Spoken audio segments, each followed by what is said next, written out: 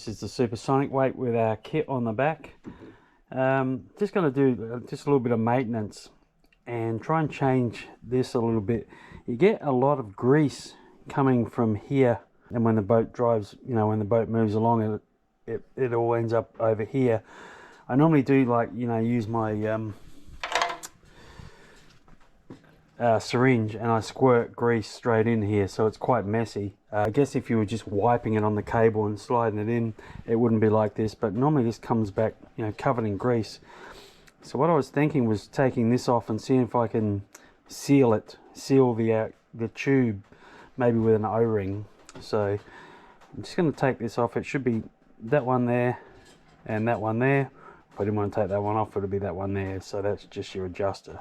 So I'll just pull that off and we'll see what's inside there. I'll have to take the prop and that off, or pull the shaft out too. So it's the shaft loose. I think this is just going to come out of there now, and it does. Okay. So the stuffing tube is a bit smaller diameter than the inside of this. So when I squirt my grease in, some of it goes around the outside of the tube. So I just wondered maybe I can put an O-ring over this to seal that.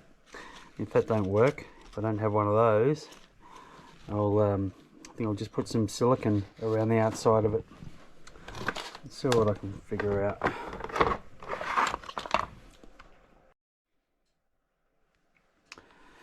Yeah, it's really hard to put this on there without and not push the O-ring in with it as you do it. It's pretty much impossible, actually.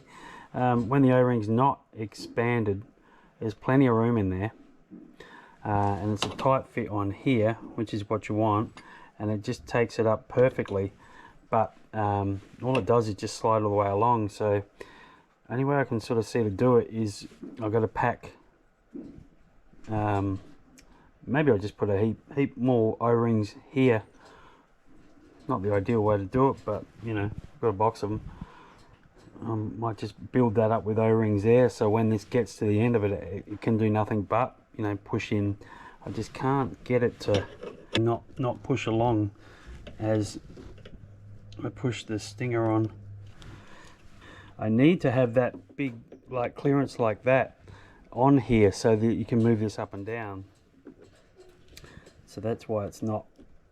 If I had like the next size of this tube up here that I could just cut a little bit off and just slide it in the back there, that'd be ideal.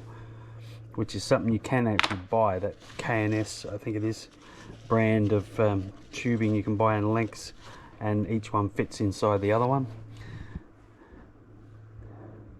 But yeah, I'll just chuck a heap of these on here until they build up enough to get to the end of that and see what that does.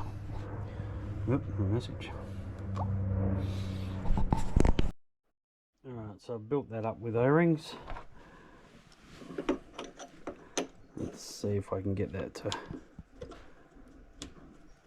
go in there without slipping, without folding on itself or whatever.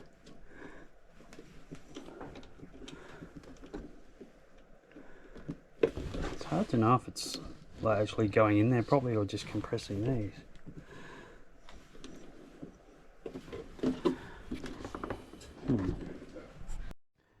Alright, trying a bunch of O-rings on there didn't really work. They kind of all just, I don't know, squashed.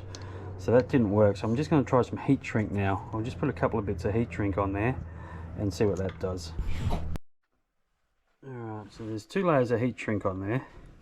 I mean, I guess the other thing I could do to minimize the grease coming, like getting out, is just build the whole lot up with heat shrink and just leave just a little gap rather than the you know, the amount of gap there is now. It's another option. So let's just see if this can stop that O-ring from being naughty and folding up on me.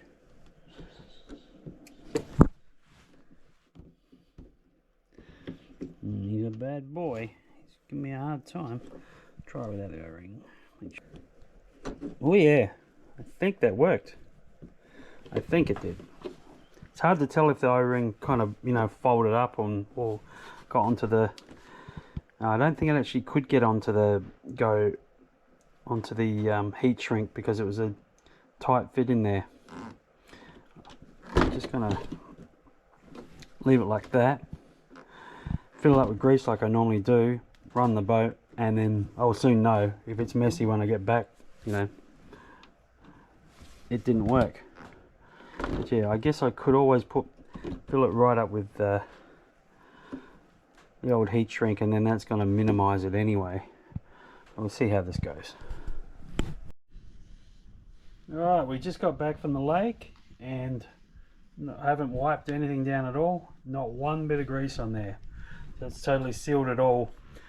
Before this would just be caked in grease on the side, on the top, everywhere.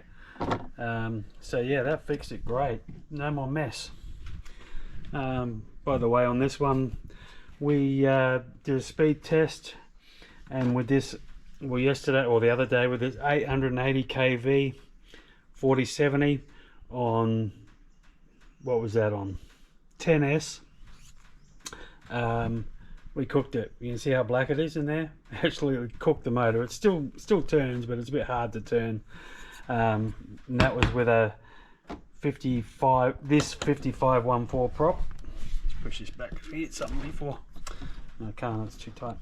And then I've gone down to a 730, a 4090 motor. Everything went from boiling hot to stone cold. And we did 99 with this. With this setup, with the same prop, we did 102 and stone cold. So that is way better. That's definitely the setup. So I'm sure we've got more room to play with on the prop. We just had it running a bit loose. That was the only thing. So I need to get it running perfect again, and then we can play around with props. You don't want to be, you know, backing off when it starts to get a bit wobbly. So yeah, more than happy with that setup. It's fantastic. And this fix on here too. So we're going in the right direction. Who said boats were hard?